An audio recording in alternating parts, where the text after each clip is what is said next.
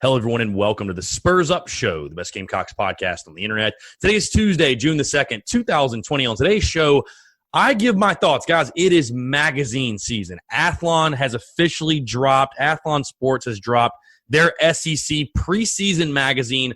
I will go through. You guys are going to get my live reactions to what Athlon thinks of the Gamecocks in 2020, their entire preview of the SEC, South Carolina, breaking down each position unit, literally everything you can think of. You guys are going to hear my live reactions as to what Athlon thinks of the Gamecocks in 2020. So sit back, relax. Going to be a very exciting show. It's all brought to you by our friends over at SeatGeek. Go down the SeatGeek app, go to SeatGeek.com. Use the promo code SPURSUP. You're going to save $20 off your first purchase. Guys, they're the best ticket buying app by far. They are changing the game when it comes to buying tickets. They got a great ticket rating system which rates the tickets for you based on the type of deal you're getting, guys. So never again do you have to scalp. You have to worry about, am I overpaying? Is the person next to me getting a better deal? Like wondering where are you even sitting? Guys, and I have to warn you, sports are coming back, okay? I know there's a lot of craziness in the world right now. We all know that. But sports slowly but surely are going to come back. You can buy football tickets right now on sale. I can almost guarantee you there will be a college football season. So you want to make sure you're ahead of it and that you're getting the absolute best bang for your buck. And SeatGeek is going to be the way to do that. You can buy tickets to literally anything. South Carolina Gamecocks sporting events, pro sporting events, concerts, comedy club events, you name it. Whatever you need tickets to, SeatGeek has got it. So again, that's our friends at SeatGeek. Go down the SeatGeek app or go to SeatGeek.com. Use the promo code SPURSUP, that's SPRSUP, to save $20 off your first purchase. Let's get it.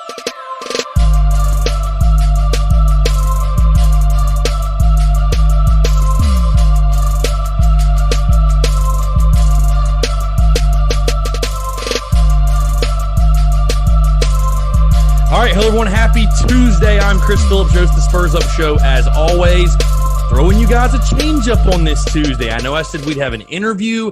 I'm switching it up a little bit because it is officially magazine season. Preseason magazine season. I don't know if you guys knew this about me. I am big into the preseason magazines. I've literally got it right here in front of me. I went to like 4 different places looking for this Athlon preseason magazine. I normally get them all.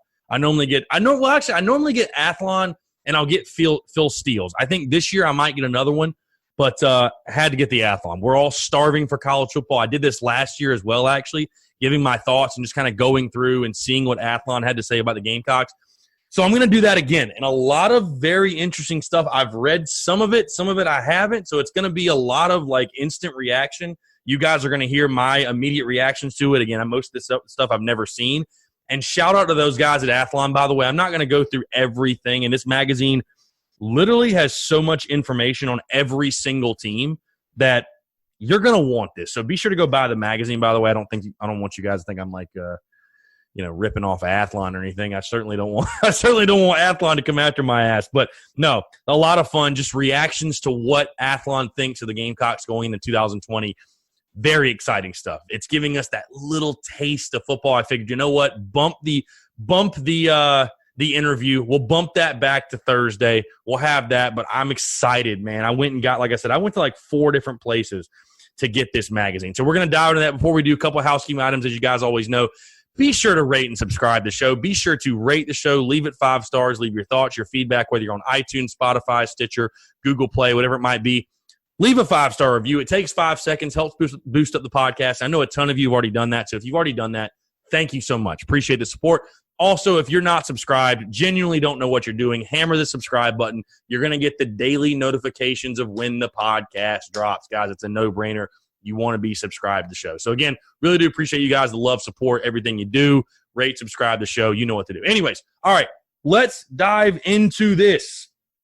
The Athlon Sports SEC preview. And of course, I'm in Columbia, so I got the one that is the South Carolina theme one. And what I mean by that is, you guys know, every different region of the country, they have different players on them. If you're in Columbia, they're going to have a South Carolina player. If you're in Athens, Georgia, so on and so forth. So this one has Shi Smith on the front in the all-black jerseys, looking fresh. This is the tone of it, though. I'm just going to tell you guys this. This is the tone of it. And really throughout, this is the tone for South Carolina. Literally the cover of the magazine. Again, it's Shi Smith, but in big letters it says, Make or break for Muschamp. Make or break for Muschamp.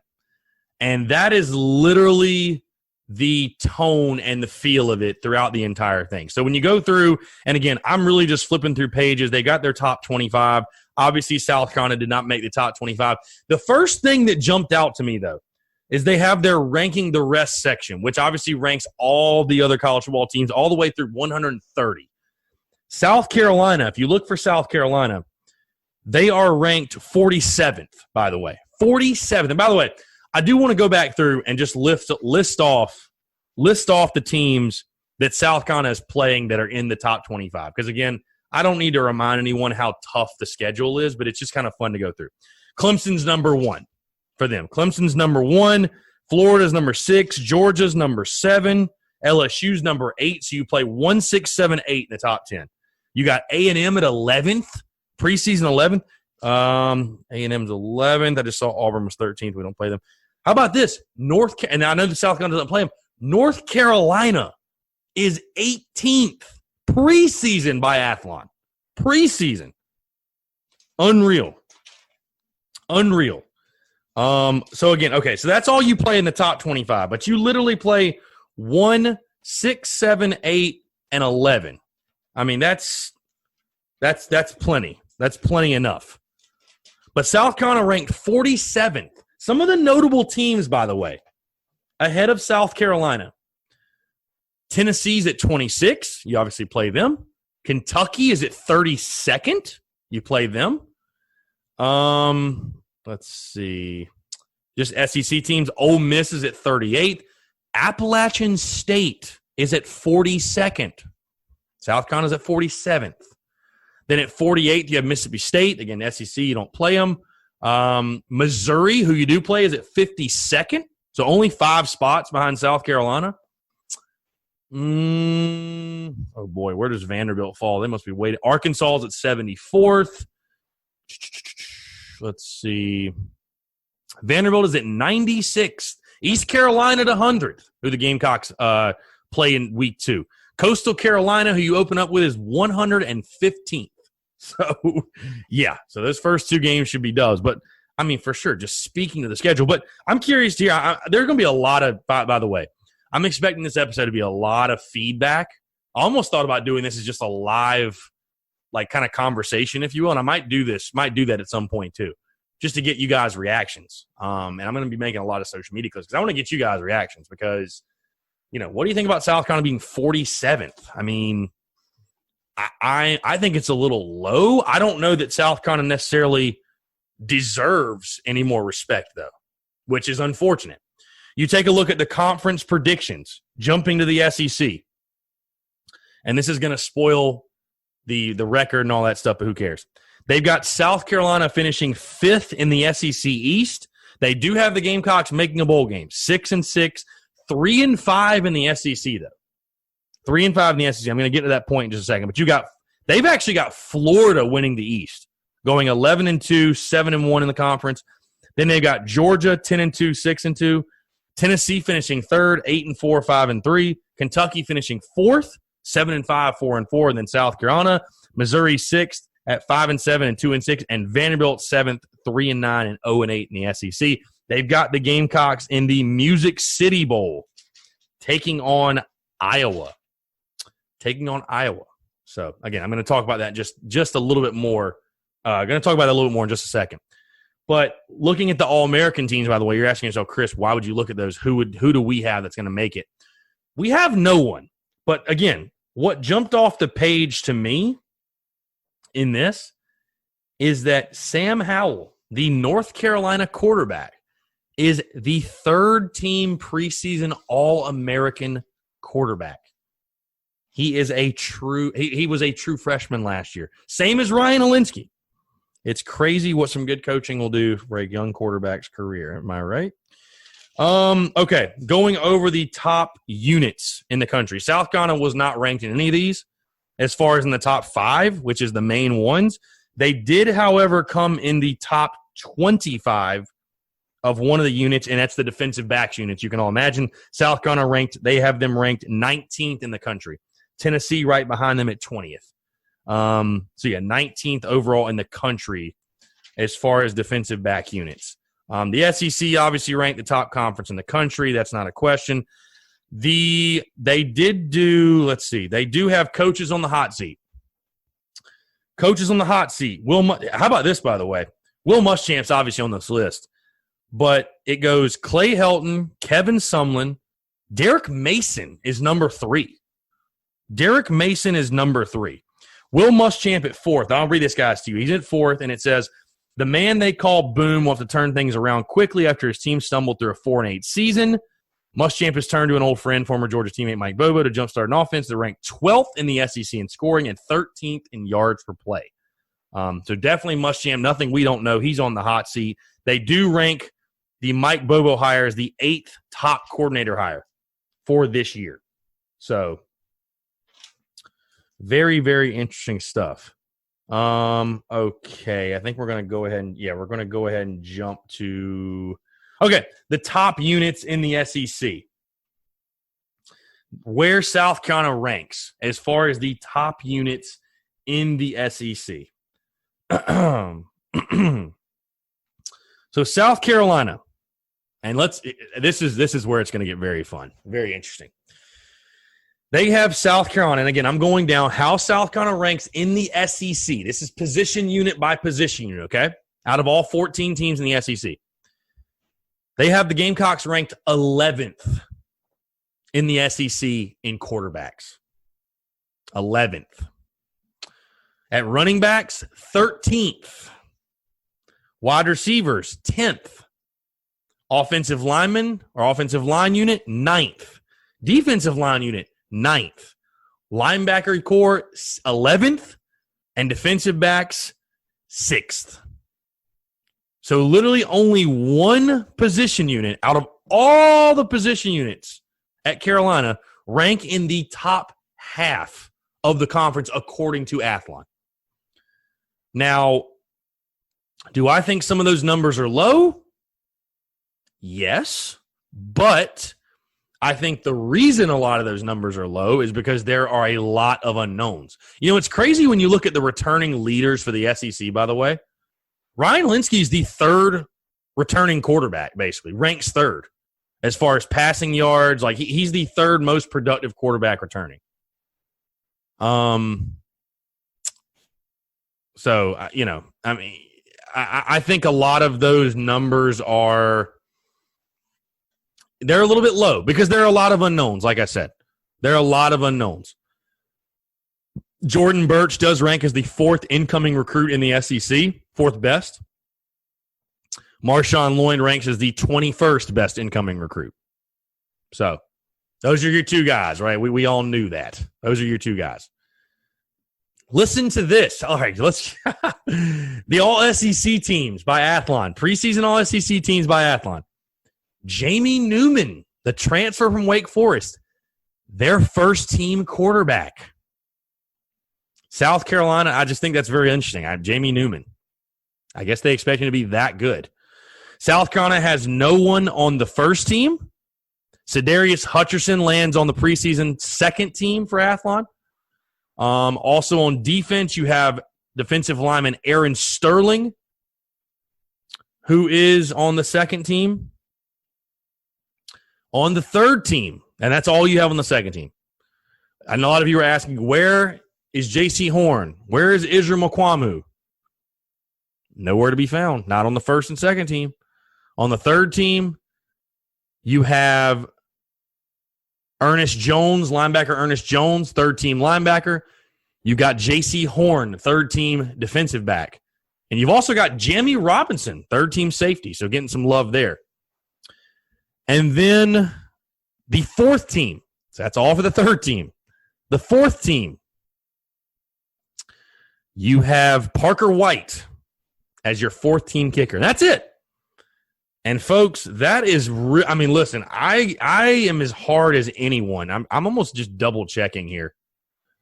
I'm as hard as anyone on Israel Mukwamu, but you cannot tell me he does not belong on at least the fourth team, All-SEC team, preseason, off what he did last year. I don't see it. I do not see that. I mean, Bryce Thompson's on the fourth team. And no disrespect to Bryce Thompson. I know he's one of Tennessee's best players, defensive players, but come on, man. Come on. Really? Really? Ranking the SEC's top coaches. God, I remember last week or was it 2 weeks ago when fans lost their shit because I said Mark Stoops was a better head football coach than Will Muschamp. Well, guess what? Athlon agrees with me too. Will Muschamp ranking 11th. Again, this is all according to Athlon. Ranking 11th, though, amongst all SEC head coaches.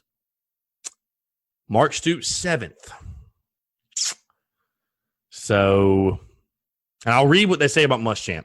After Muschamp's 6-7 debut in 2016, the Gamecocks took a step forward with a 9-4 mark in 17. However, the program has failed to build off that 9-win season. South Carolina finished 7-6 in 2018 and regressed to 4-8 last year.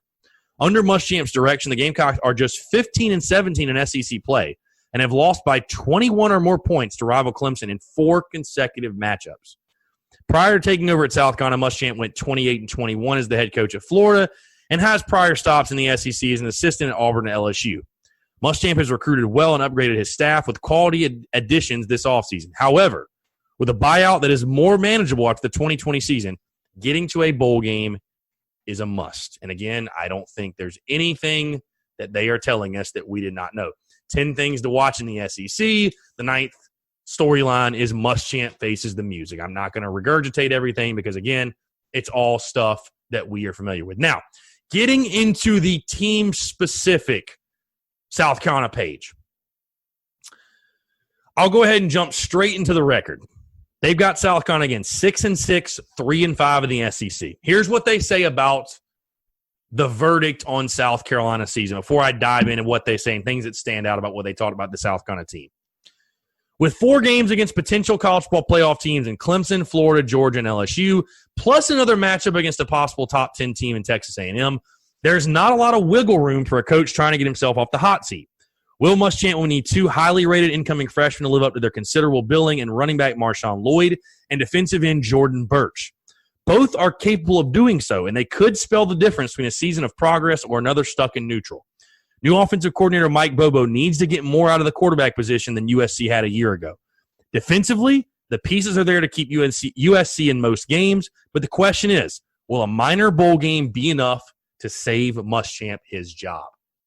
And that really got me to thinking, because a lot of you are asking, what will be the record that Muschamp will be fired? Again, everybody knows my feelings on it. I don't have to dive into, this is how I feel about Will Muschamp. You guys get it.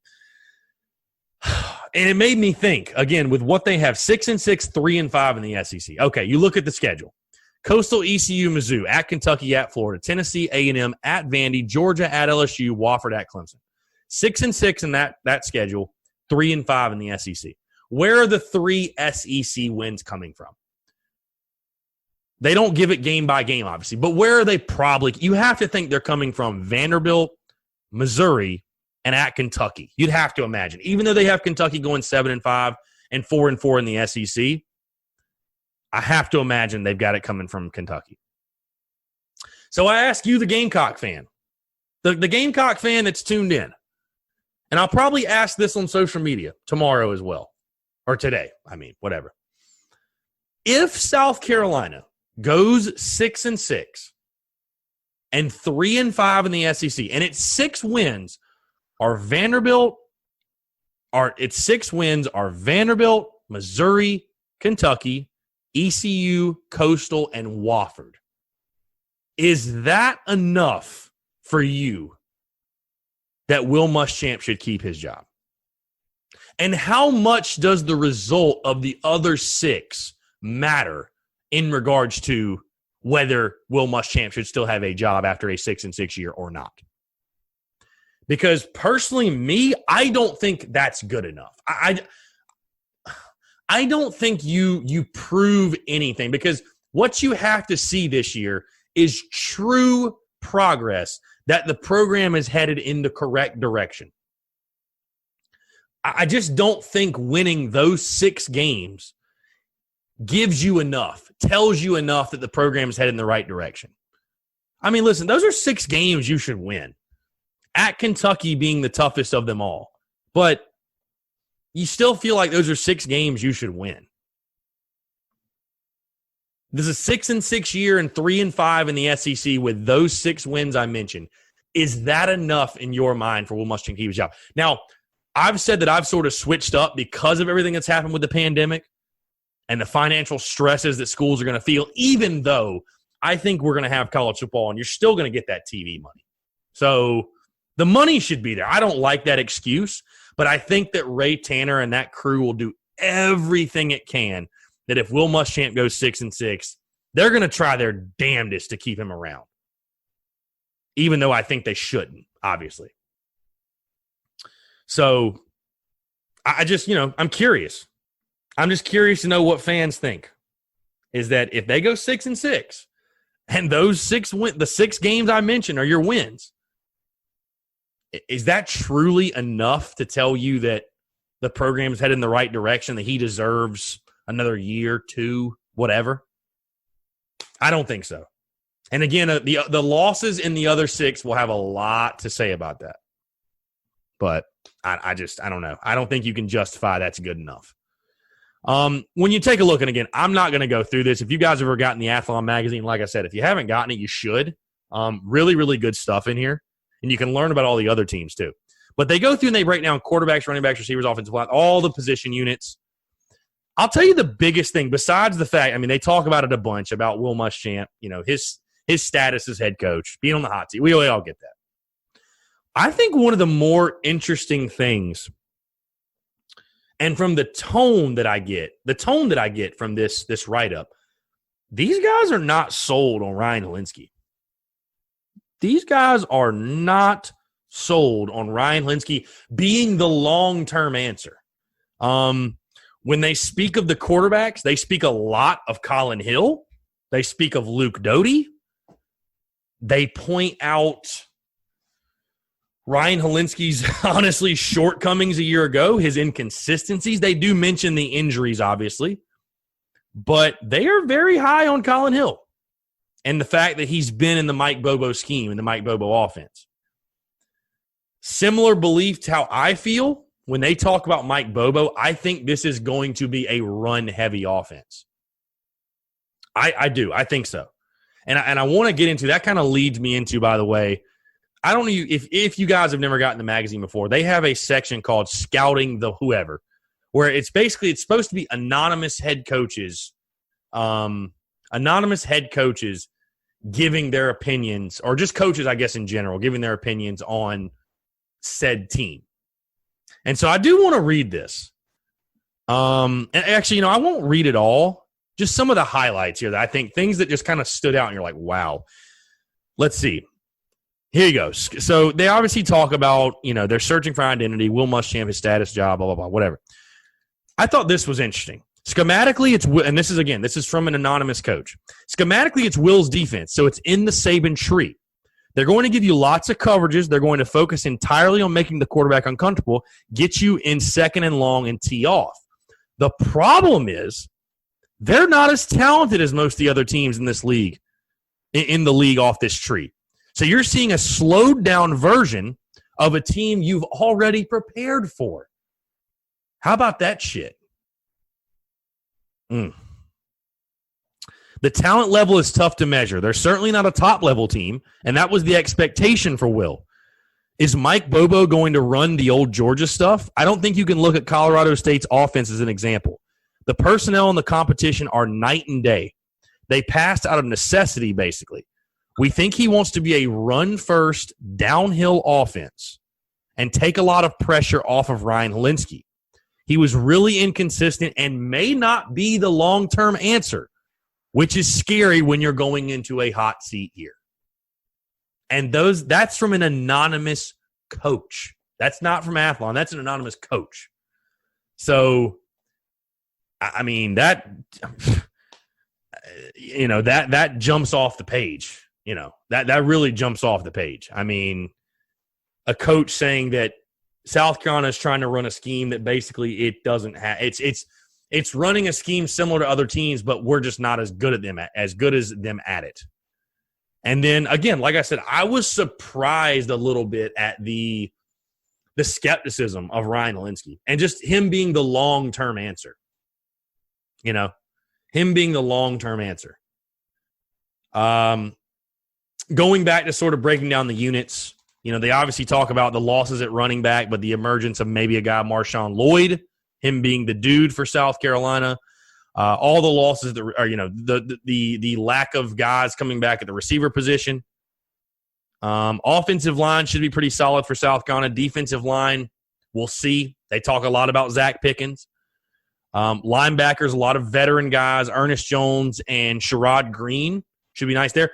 One thing they said about the defensive backs, this is from Athlon. J.C. Horner, Israel Mukuamu could be the best cornerback tandem in the SEC. Mukuamu has the numbers, 5 career interceptions, including 3 in a stunning upset at Georgia, while Horn commands the respect. 0 career takeaways, but not many teams throw to his side.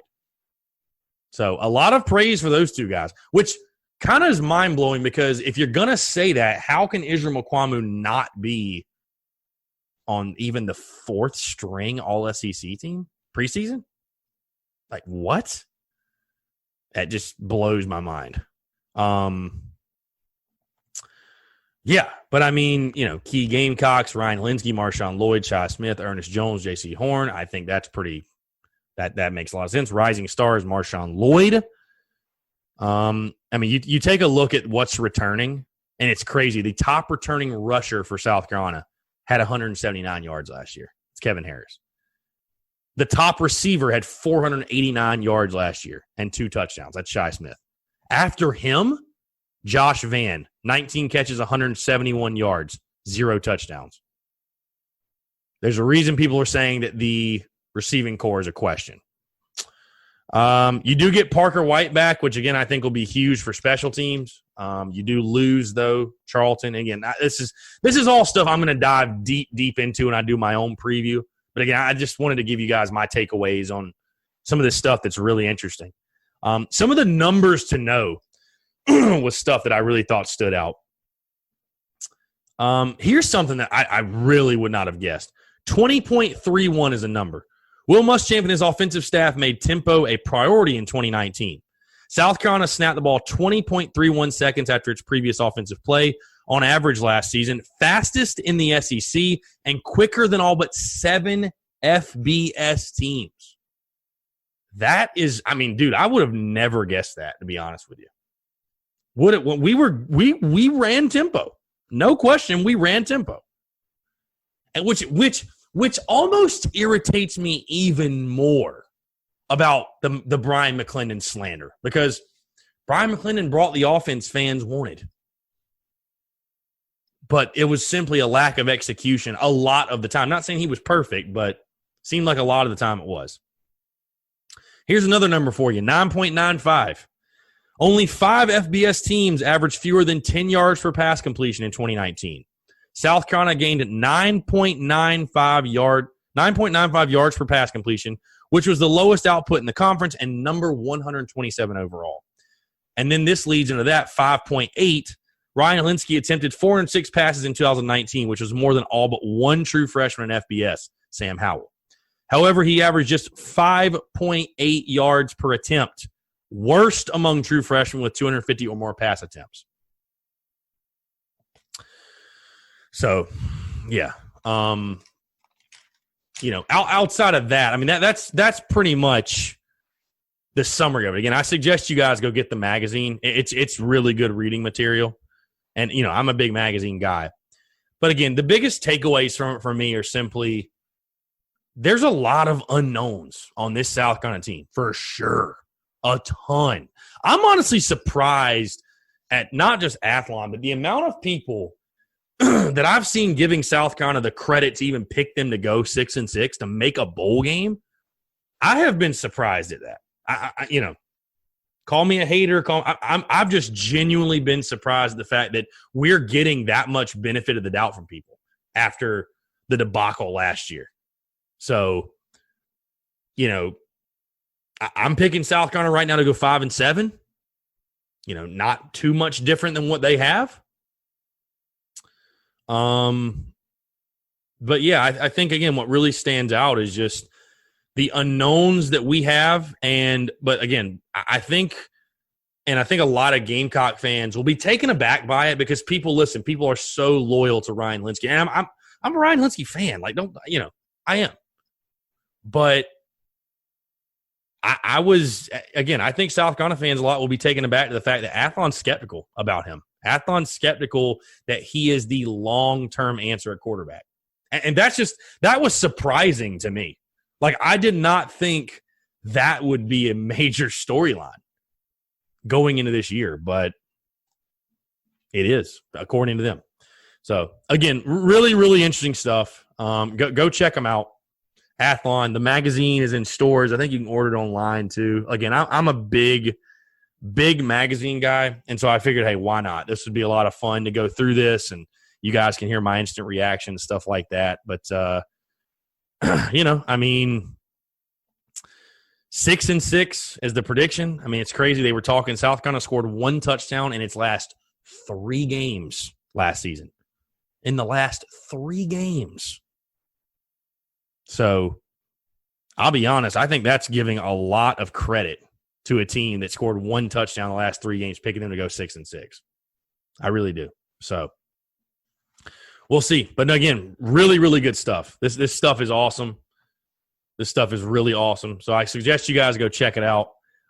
Again, appreciate you guys tuning in. This is a lot of fun. I'm fired up. Obviously, we're in the depths of football content, which was like, you know what? This feels like the perfect thing to do for this episode.